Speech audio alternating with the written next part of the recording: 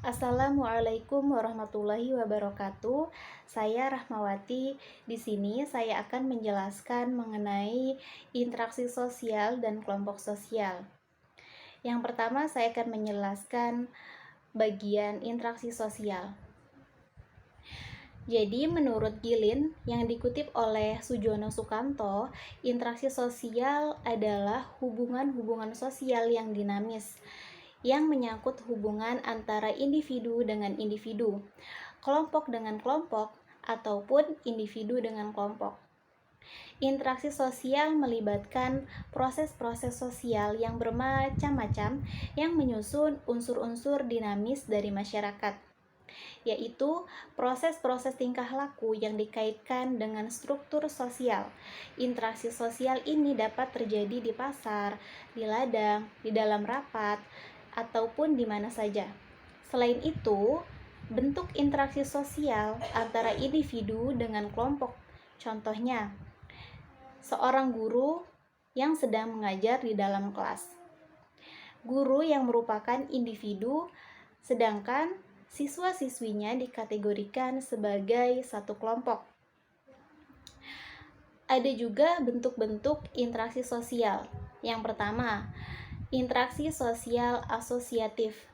Bentuk interaksi sosial ini sifatnya positif, terutama dalam menyelesaikan masalah, karena proses ini yang memang ditujukan untuk kerjasama atau mengarah pada persatuan interaksi sosial asosiatif yang meliputi kerjasama, yaitu usaha bersama individu dalam kelompok untuk mencapai satu atau beberapa tujuan yang ingin diraih.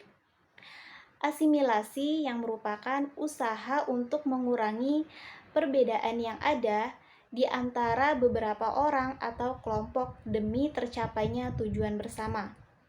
Akulturasi merupakan proses yang timbul jika suatu kelompok dihadapkan pada unsur dari kebudayaan asing hingga akhirnya diterima tanpa menghilangkan kebudayaan aslinya. Sedangkan akomodasi yang merupakan proses di mana individu berusaha menyelesaikan diri dalam kelompok guna mengatasi ketegangan yang ada. Selanjutnya ada dinamika interaksi sosial. Dinamika sosial merupakan perubahan sosial yang terjadi akibat adanya interaksi dalam dua atau lebih individu dalam suatu masyarakat yang memiliki hubungan psikologis secara jelas dalam situasi yang dialami. Dalam dinamika masyarakat dapat terjadi interaksi sosial, kelompok sosial, dan juga kelas sosial. Dalam proses interaksi sosial terdapat syarat-syarat yang harus terpenuhi agar interaksi tersebut terjadi. Nah, di sini ada dua syarat utama terjadinya interaksi sosial. Yang pertama, kontak sosial. Kontak berasal dari bahasa Latin, yaitu cum atau con yang artinya bersama-sama, dan tango atau tangere yang artinya menyentuh.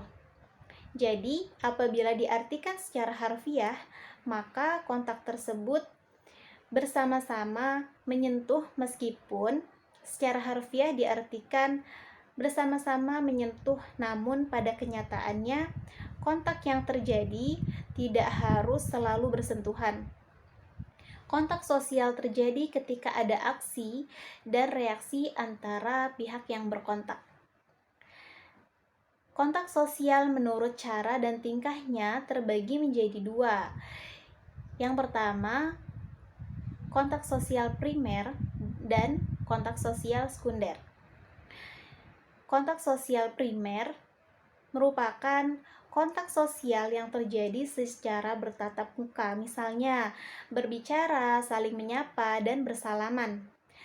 Sedangkan kontak sosial sekunder merupakan kontak sosial yang terjadi melalui suatu perantara. Kontak sosial sekunder pun terbagi menjadi dua, yaitu sekunder langsung dan sekunder tidak langsung. Kontak sosial sekunder langsung terjadi ketika dua belah pihak berkontak menggunakan media secara langsung, misalnya berteleponan atau video call.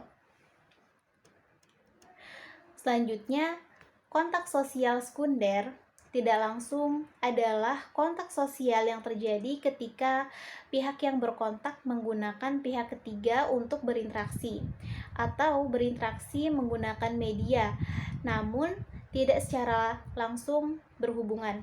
Misalnya, saling mengirim surat. Menurut sifat dan bentuknya, kontak sosial terbagi menjadi kontak sosial negatif dan kontak sosial positif. Kontak sosial negatif merupakan kontak sosial yang mengarah ke pertentangan dan merusak hubungan yang telah ada, misalnya perkelahian. Sedangkan kontak sosial positif adalah kontak sosial yang mengarah ke bentuk kerjasama dan memperkuat hubungan yang ada, misalnya kegiatan kerja bakti, gotong royong, dan lain sebagainya. Selanjutnya, syarat yang kedua dari interaksi sosial adalah komunikasi. Dalam komunikasi terjadi penyampaian dan pertukaran pesan. Dalam komunikasi tersebut terdapat 5 unsur di dalamnya, yaitu komunikator atau pihak yang menyampaikan pesan. Selanjutnya, komunikan atau pihak yang menerima pesan. Ada pesan, media, dan efek pengaruh dari pesan yang disampaikan. Jadi, ada beberapa tujuan dan dasar-dasar interaksi sosial. Proses interaksi dapat terjadi secara langsung ataupun tidak langsung. Secara langsung, misalnya melalui tatap muka, sedangkan secara tidak langsung tidak melalui sarana-sarana komunikasi. Misalnya surat, radio, ataupun telepon, dan interlokal. Sedangkan tujuan dari interaksi sosial sebagai berikut. Yang pertama, untuk menjalin hubungan persahabatan. Yang kedua, untuk menjalin hubungan dalam bidang perdagangan. Yang ketiga, untuk menjalankan kerjasama yang saling menguntungkan. Yang keempat, untuk membicarakan dan merundingkan suatu masalah yang timbul. Dan yang kelima, untuk meniru kebudayaan orang lain yang lebih maju dan masih banyak lainnya. Untuk materi selanjutnya yaitu kelompok sosial. Manusia adalah makhluk individu yang tidak dapat melepaskan diri dari hubungan dengan manusia lain. Sebagai akibat dari hubungan yang terjadi di antara individu-individu atau manusia. Kemudian lahirlah kelompok-kelompok sosial atau social group yang dilandasi oleh kesamaan-kesamaan kepentingan bersama. Kelompok atau grup merupakan kumpulan dari individu yang berinteraksi satu sama lain. Pada umumnya hanya untuk melakukan pekerjaan, untuk meningkatkan hubungan antar individu, atau bisa saja keduanya. Sebuah kelompok suatu waktu dibedakan secara kolektif sekumpulan orang yang memiliki kesamaan dalam aktivitas umum, namun dengan arah interaksi kecil. Kelompok sosial adalah kumpulan orang yang memiliki kesadaran bersama akan keanggotaan yang saling berinteraksi. Kelompok diciptakan oleh anggota masyarakat. Kelompok juga dapat mempengaruhi perilaku para anggotanya. Kelompok-kelompok sosial merupakan himpunan manusia yang saling hidup bersama dan menjalin ketergantungan dengan sadar dan tolong-menolong. Kelompok sosial atau social group merupakan himpunan atau kesatuan manusia yang hidup bersama.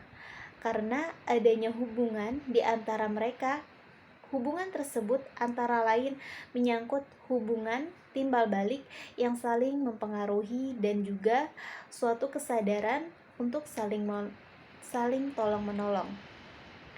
Jadi, berikut ini akan disebutkan beberapa ciri kelompok sosial. Yang pertama, terdapat dorongan atau motif yang sama antar individu satu dengan yang lainnya. Selanjutnya, terdapat akibat-akibat interaksi yang berlainan terhadap individu satu dengan yang lainnya berdasarkan rasa dan kecakapan yang berbeda-beda antara individu yang terlibat di dalamnya. Selanjutnya, adanya penegasan dan pembentukan struktur atau organisasi kelompok yang jelas terdiri dari peranan-peranan dan kedudukan masing-masing. Selanjutnya ada peneguhan norma pedoman tingkah laku. Anggota kelompok yang mengatur interaksi dalam kegiatan anggota kelompok untuk mencapai tujuan yang ada. Berlangsungnya suatu kepentingan tersebut. Adapun syarat kelompok sosial yang pertama, setiap anggota kelompok tersebut harus sadar bahwa dia merupakan sebagian dari kelompok yang bersangkutan. Selanjutnya ada hubungan timbal balik antara anggota yang satu dengan anggota yang lainnya. Ada juga suatu faktor yang memiliki bersama oleh anggota-anggota kelompok itu sehingga hubungan antara mereka bertambah erat. Faktor tadi dapat merupakan nasib yang sama, kepentingan yang sama, tujuan yang sama, ideologi politik yang sama, dan lainnya. Berstruktur, berkaidah, dan mempunyai pola perilaku. Di sini juga ada macam-macam kelompok sosial. Menurut Bierstedt, kelompok memiliki banyak jenis dan dibedakan berdasarkan adanya tindakan organisasi, hubungan sosial antara kelompok, dan kesadaran jenis.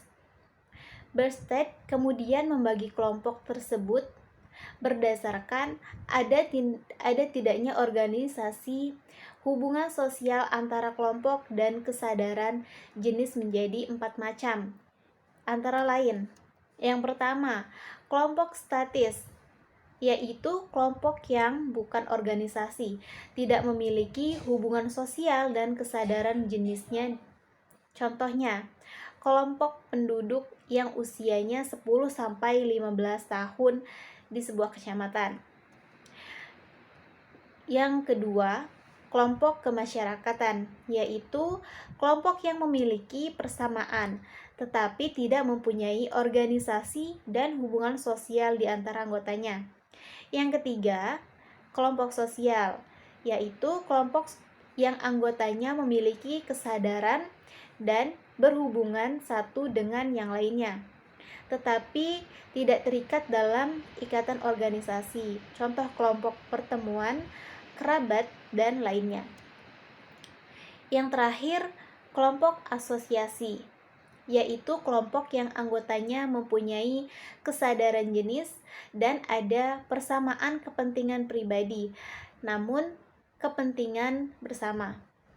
Dalam asosiasi, para anggotanya melakukan hubungan sosial kontak, dan komunikasi, serta memiliki ikatan organisasi formal, contohnya seperti negara, sekolah, dan masih banyak yang lainnya.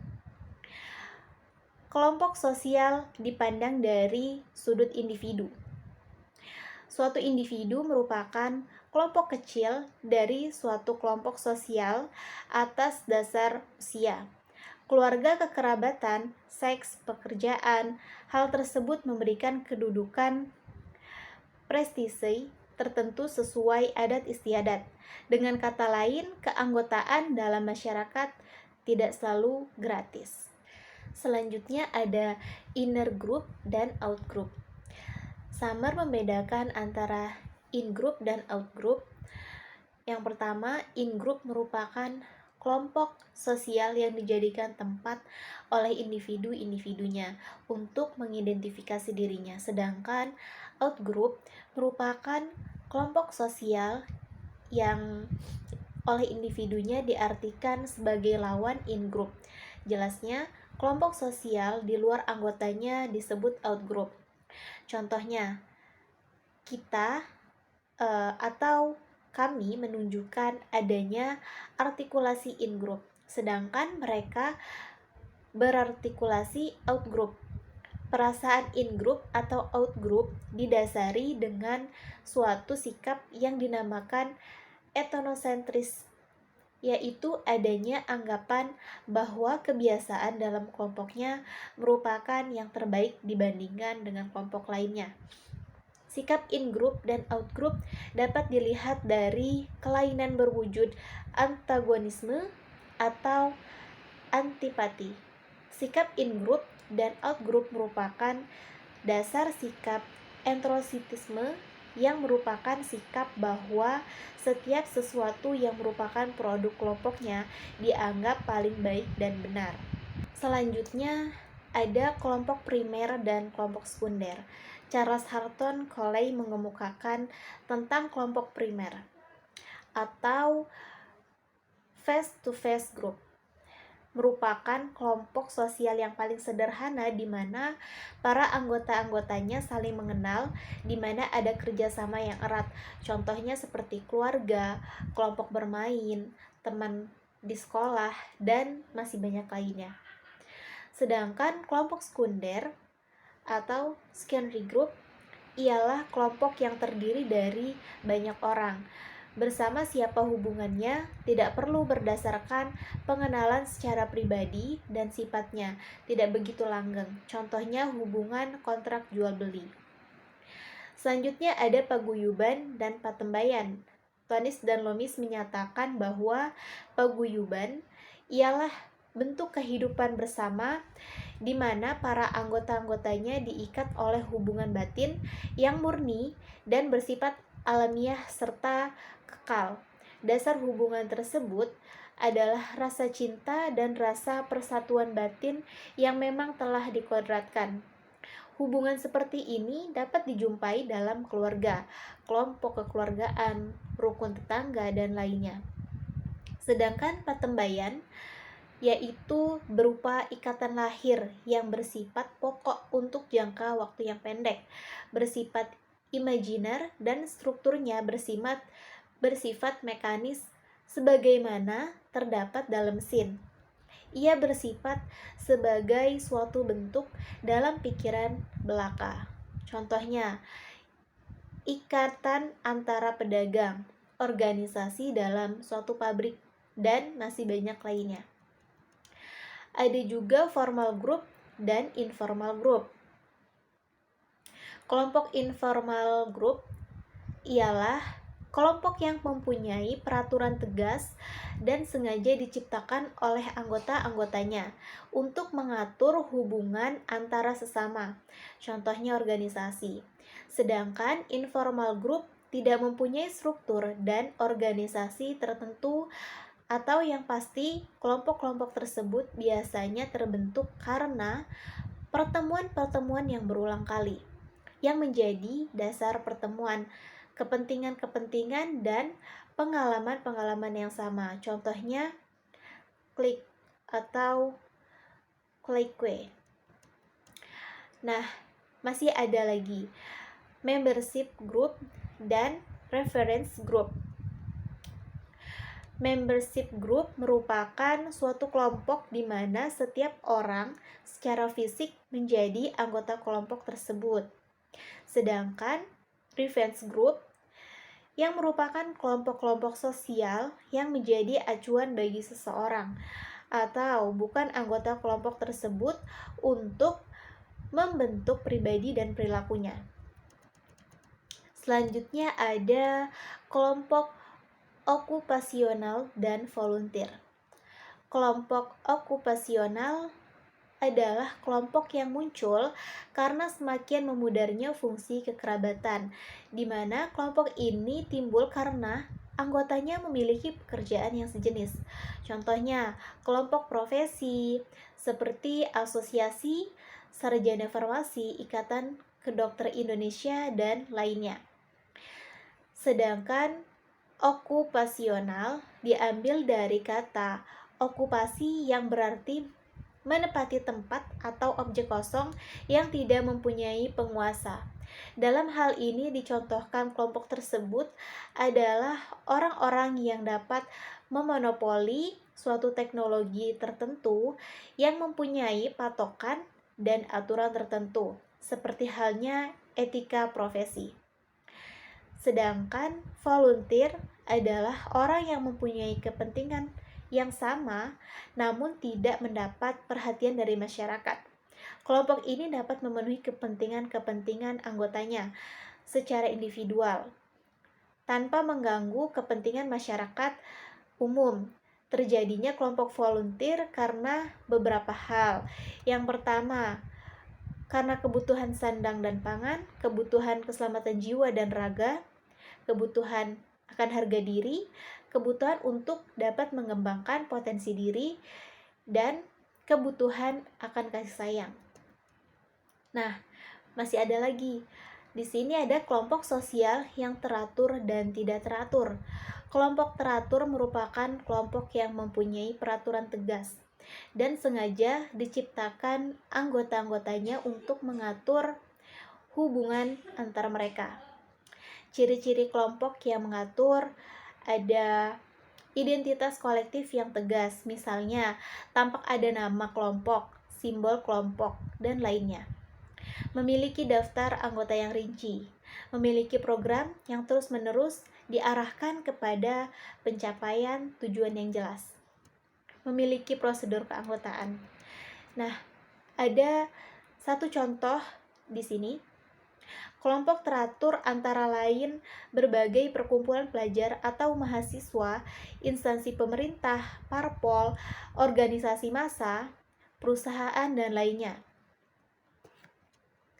Kelompok sosial yang tidak teratur terdiri dari beberapa macam. Yang pertama, kerumunan yang merupakan individu yang berkumpul secara bersamaan atau kebetulan di suatu tempat dan juga pada waktu yang bersamaan. Sedangkan yang kedua, kerumunan yang bersifat sementara. Kumpulan yang kurang menyenangkan. Dalam kerumunan tersebut, kehadiran orang-orang lain merupakan halangan terhadap tercapainya maksud seseorang. Contohnya, orang-orang yang sedang mengantri karcis dan orang-orang yang sedang menunggu bis. Nah, masih ada lagi, yaitu kerumunan penonton. Karena ingin melihat suatu kejadian tertentu, kerumunan semacam ini hampir sama dengan halayak penonton. Tetapi bedanya adalah bahwa kerumunan penonton tidak direncanakan, sedangkan kegiatan-kegiatan juga pada umumnya belum tentu terkendalikan. Nah, yang terakhir, ada kerumunan yang berlawanan dengan norma hukum. Kerumunan yang bertindak emosional, kerumunan yang bersifat amoral. Materi yang terakhir yaitu faktor pembentukan kelompok sosial. Kelompok merupakan suatu yang murni dari diri sendiri atau juga secara kebetulan. Misalnya, seseorang terlahir dari keluarga tertentu, namun ada juga yang merupakan sebuah pilihan.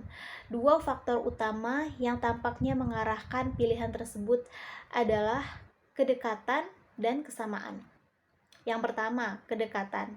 Pengaruh tingkat kedekatan atau kedekatan geografis terhadap keterlibatan seseorang dalam sebuah kelompok tidak bisa diukir. Kita membentuk kelompok bermain dengan orang-orang di sekitar kita. Kita bergabung dengan kelompok kegiatan sosial lokal. Kelompok tersusun atas individu-individu yang saling berinteraksi. Semakin dekat jarak geografis antara dua orang, semakin mungkin mereka saling melihat, berbicara, dan bersosialisasi.